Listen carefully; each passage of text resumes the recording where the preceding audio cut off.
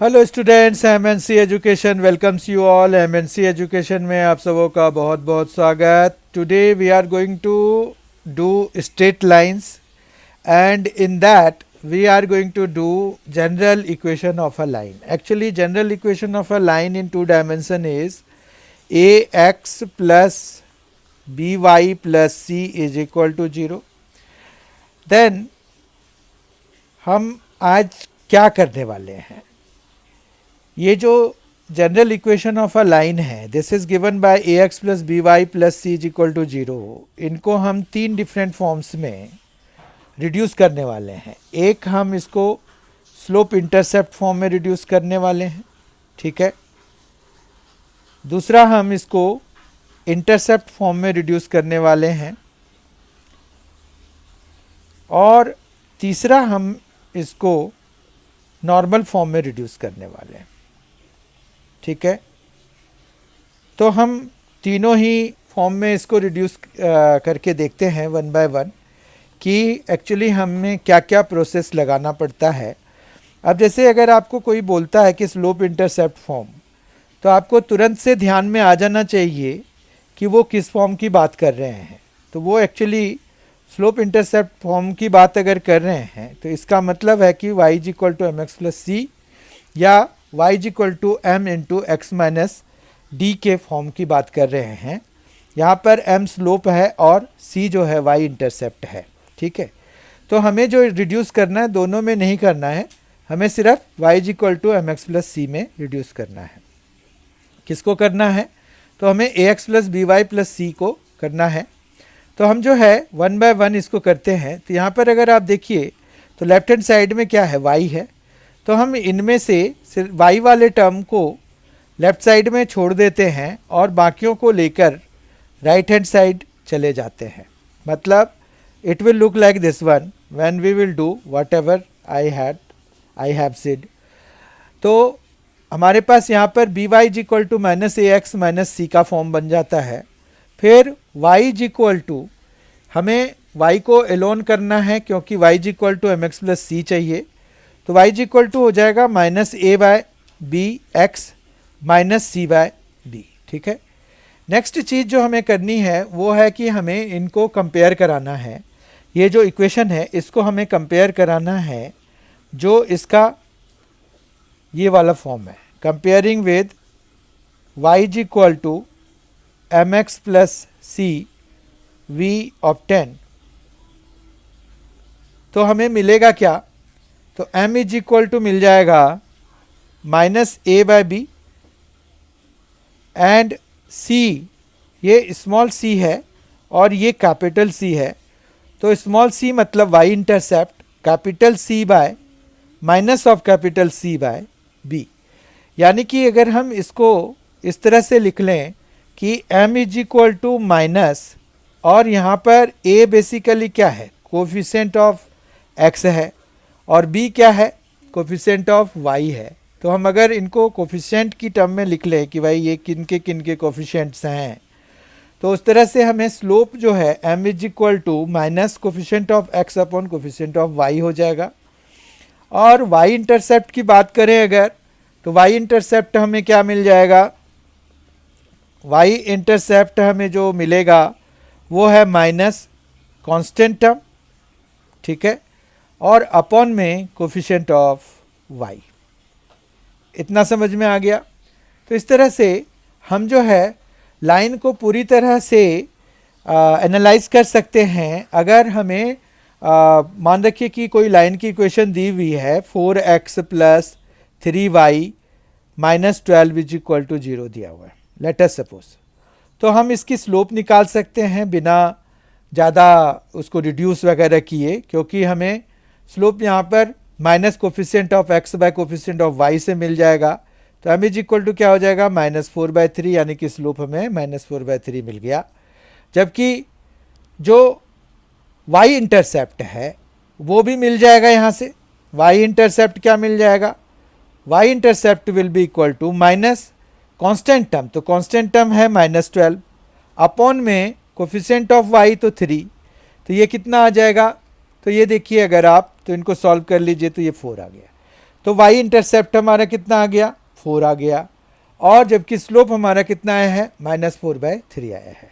तो इस तरह से हमें एक फॉर्मूला भी डेराइव हो गया कि हम बिना लाइन को किसी फॉर्म में रिड्यूस किए भी उसके स्लोप और y इंटरसेप्ट निकाल सकते हैं।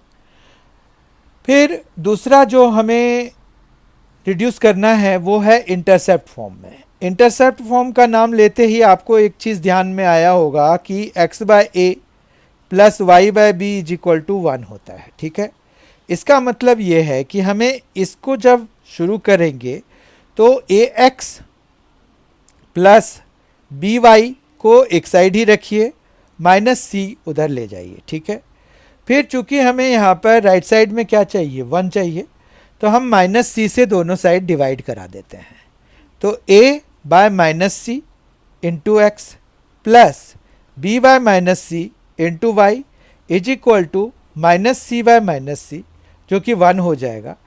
फिर x/, हमें यहाँ पर x/, के फॉर्म में लेके आना है, तो हम इसको -c/a लिख सकते हैं, x तो लिख दिया है, प्लस लिखते हैं, फिर y/-c/b लिख सकते हैं, और इक्वल टू ये 1 आ गया, ठीक है। अब अगर आप कंपेयर करें तो a इज इक्वल टू कितना आ गया, कंपेयरिंग वी गेट a मतलब स्मॉल a जो है वो -c/a के बराबर हो गया, जबकि स्मॉल b जो है -c/b के बराबर हो गया, ठीक है। अब ये a आपको पता होगा क्या है, ये है x इंटरसेप्ट, ठीक है, जबकि ये b क्या है, ये y इंटरसेप्ट है, ठीक है। आपने जो अभी निकाला है उसमें भी c जो यहाँ पर स्मॉल c जो था वो -c/b आया था, जो कि y इंटरसेप्ट था। अभी यहाँ पर small b is y intercept, तो आप देखिए y इंटरसेप्ट दोनों में ही सेम आया है ना। तो इस तरह से हमारे पास जो है एक दूसरा भी बन गया कि -c/a जो है x इंटरसेप्ट के लिए फॉर्मूला बन गया, जबकि -c/b y इंटरसेप्ट के लिए फॉर्मूला बन गया, ठीक है।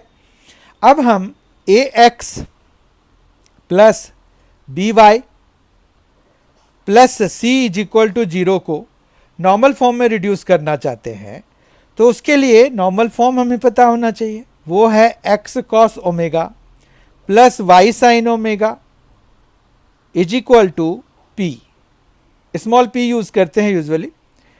तो हमें अगर इस फॉर्म में रिड्यूस करना है इस वाले इक्वेशन को, तो हमें x और y तो लेफ्ट साइड में ही है, जैसे हमारा इंटरसेप्ट फॉर्म में था, तो हमने ax प्लस by को इस साइड ही छोड़ दीजिए और c को उधर ले जाइए, ठीक है। उसके बाद आपको क्या करना है, ये माइनस हटाना पड़ेगा, क्योंकि ये जो p है ना वो क्या है, वो है length of perpendicular from the origin to the line. Length of perpendicular होता है, अगर आप इसको देखिए ऐसे होता है ना, यहाँ से जब हम ये परपेंडिकुलर डालते हैं तो ये वाली चीज़ p और ये ओमेगा, यही होता है ना नॉर्मल फॉर्म में। बहुत अच्छी तरह से समझ लीजिए, आपको फिगर वगैरह भी ध्यान में रखना पड़ेगा हमेशा। अब जो है हम यहाँ पर p को पॉजिटिव बनाने के लिए -ax -by is equal to c बना लेते हैं।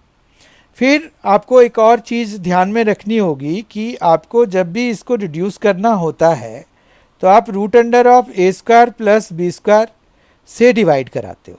ये a² प्लस b² कहाँ से आया, इनके कोफिशिएंट्स हैं, ठीक है, उनका स्क्वायर करिए, सम करिए, √अंडर लीजिए, तो वो जो है उससे जब डिवाइड कराएंगे तो जैसे ही आप इसको कॉस या साइन मानेंगे ना, तो जिस भी एंगल के लिए ये कॉस बनेगा उसी एंगल के लिए, सेम एंगल के लिए ये वाली वैल्यू साइन बन जाएगी। ऐसा क्यों होता है, ऐसा इसलिए होता है कि हमने a b दो नंबर्स दिए हुए थे, तीसरा नंबर हमने √(a² प्लस b² ले लिया, तो हमने पैथागोरियन ट्रिपलेट बना दिया। उसमें भी पैथागोरियन ट्रिपलेट में भी हमने इस चीज़ का ध्यान रखा कि ये जो चीज़ है ना वो हाइपोटेनियस का काम करे। समझ रहे हैं बात को, ये देखिए ये हाइपोटेनियस हो गया। अब इसको अगर b/h ले रहे हैं तो ये ऑब्वियस है p/h हो जाएगा, क्योंकि ये b² प्लस b² है, समझ में आ रही है बात? तो यहाँ पर जो है यही टेक्निक हम लगाते हैं ये डिसाइड करने के लिए, इसको उस फॉर्म में रिड्यूस करने के लिए। अब यहाँ पर क्लियर कट है कि cos omega is equal to क्या हो जाएगा, ये कंपेयर करने से ही आएगा। तो आप यहाँ पर कंपेयरिंग लिख सकते हैं, v ऑफ 10 लिख सकते हैं। तो cos omega is equal to क्या हो जाएगा, कॉस ओमेगा हो जाएगा minus A by root under of A square plus B square. ठीक है, साइन ओमेगा हमारा हो जाएगा minus B by root under of A square plus B square. और जो लेंथ ऑफ परपेंडिकुलर हमें निकालना है वो p, वो हमारा हो जाएगा c by root under of A square plus B square. ठीक है, इस तरह से आपको ये नॉर्मल फॉर्म में रिड्यूस हो जाएगा। तो हमने तीनों फॉर्म में रिड्यूस करना सीख लिया। अब जो है कुछ क्वेश्चंस करके हम आज जितने भी कॉन्सेप्ट्स हमने सीखे, मतलब हमने 3 रिडक्शंस करे, जनरल फॉर्म लिया और general form of general equation of line लिया, और उनको 3 different forms slope intercept form और नॉर्मल फॉर्म में रिड्यूस करके हमने उनके डिफरेंट कंपोनेंट्स निकाले। ठीक है, तो यहाँ पर जैसे हम नॉर्मल फॉर्म में इसलिए रिड्यूस करते हैं ताकि हमें ये ओमेगा मिल जाए और ये लेंथ फ्रॉम द ओरिजिन मिल जाए। ठीक है बात, मतलब p मिल जाए, स्मॉल p मिल जाए।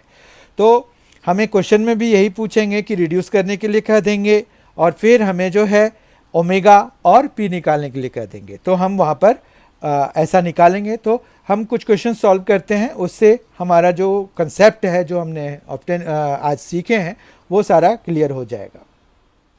आज का क्वेश्चन 1 है, reduce the equation of a line given by 3x minus 4y plus 10 is equal to 0 to slope intercept form and hence write its slope and y intercept. Slope intercept form में reduce करना है, मतलब y is equal to M x plus c में reduce करना है।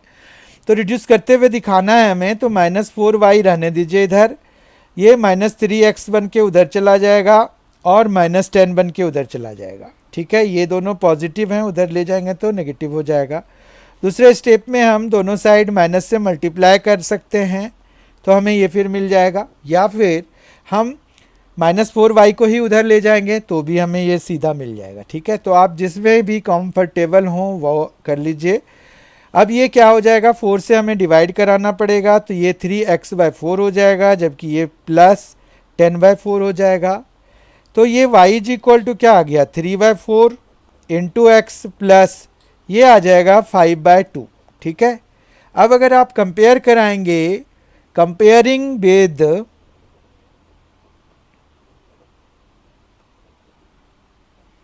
y is equal to M x plus C we get, तो ये आ जाएगा m is equal to 3/4 and c is equal to, ये स्मॉल c ही है, तो c is equal to 5/2।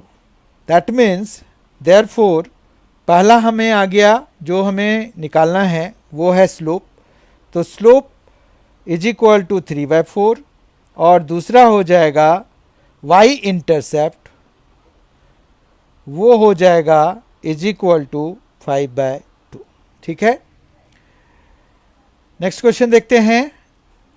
Reduce the equation of a line given by √3x plus y minus 8 is equal to 0 into normal form. Normal form is x cos omega plus y sin omega is equal to p. ठीक है, and hence write the value of p and omega. देखिए हमें p और omega की value निकालनी है। Reduce करने के लिए हम क्या करेंगे, √3x है प्लस y है इज इक्वल टू 8 लिखेंगे, फिर हम डिवाइडिंग कराएंगे, dividing through out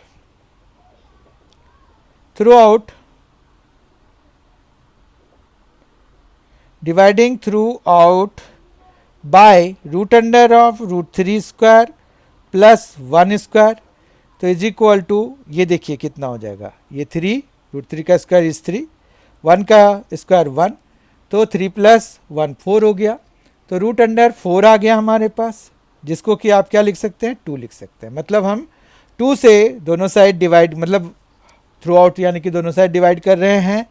v of 10 हमें मिलेगा क्या, तो हमें मिलेगा √3/2x plus 1/2y is equal to 8/2। ठीक है, अब देखिए ये आ जाएगा x cos ओमेगा, तो by comparing with x cos omega plus y sin omega is equal to p, इसको थोड़ा और सॉल्व कर लीजिए, √3/2 x plus 1/2 y is equal to 4 है, तो we get cos omega is equal to √3/2, sin omega is equal to 1/2, p is equal to 4। तो यहाँ पर अगर देखिए तो cos ओमेगा √3/2, sin ओमेगा 1/2 कब होता है? जब ओमेगा की वैल्यू, देखिए cos ओमेगा √3/2 तो ये होता है 30 डिग्री पे, sin ओमेगा 1/2 ये भी 30 डिग्री पे, तो दोनों का कॉमन वैल्यू तो यही हो गया। तो ओमेगा यहाँ पर हम 30 डिग्री या π/6 लिख सकते हैं। 30 डिग्री को रेडियन मेजर में हम π/6 लिख सकते हैं, या डिग्री मेजर में हम 30 डिग्री लिख सकते हैं। p जो है वो 4 हो गया। तो हमारा दोनों ही ऑप्शन, दोनों ही क्वेश्चंस के दोनों ही पार्ट के आंसर आ गए। p हमें 4 है और ओमेगा 30 डिग्री है या π/6 है। तो देयरफॉर फर्स्ट पार्ट हमें p निकालना है, तो p is equal to 4 units हम लिख सकते हैं, क्योंकि ये लेंथ है तो यूनिट्स हम लगा देंगे। 2 में हम ओमेगा इज इक्वल टू π/6 या फिर 30 डिग्री लिख देंगे। ठीक है, ये दोनों ही हमारे पास अभी चलते हैं, दोनों ही हम लिख सकते हैं। तो इस तरह से आज बहुत ही इम्पॉर्टेंट कंसेप्ट हमने स्ट्रेट लाइन से संबंधित डिस्कस किया, और इस तरह से हमारा जो है उसका मिसलेनियस से पहले का सारा पोर्शन कवर हो गया। तो जब हम रिवाइज करेंगे तो उसमें हम मिसलेनियस के क्वेश्चंस भी लेंगे, I am assuring you that. पर कंसेप्चुअली हमने ये स्ट्रेट लाइन जो है सारा कवर कर लिया, और इसके सप्लीमेंट्री भी रहते हैं। तो सप्लीमेंट्री जो है उसकी तो अलग वीडियो में आएगी, और वो जो है 2021 के एग्ज़ाम के लिए अभी हमारे सिलेबस से आउट ऑफ सिलेबस कर दिए गए हैं। तो इस बारी उसके वीडियो नहीं आएंगे, वो अगले सेशन में जो 11th में आएंगे, जो अभी 10th में हैं उन बच्चों के लिए वो अवेलेबल कराए जाएंगे। तो अभी जो है फ़िलहाल तो ये है कि हमने स्ट्रेट लाइन ख़त्म कर लिया है। जब हम रिवाइज करेंगे तो इनके जब हम इम्पॉर्टेंट क्वेश्चंस डिस्कस करेंगे तो उसमें मिसलेनियस के भी क्वेश्चंस हम ऑब्वियसली डिस्कस करेंगे। ठीक है, तब तक के लिए thank you so much for being with us, thanks a lot. In the next session we will start a new chapter, we will take a new chapter and we will start that. So please be there. Thank you so much. Thanks a lot and enjoy yourself.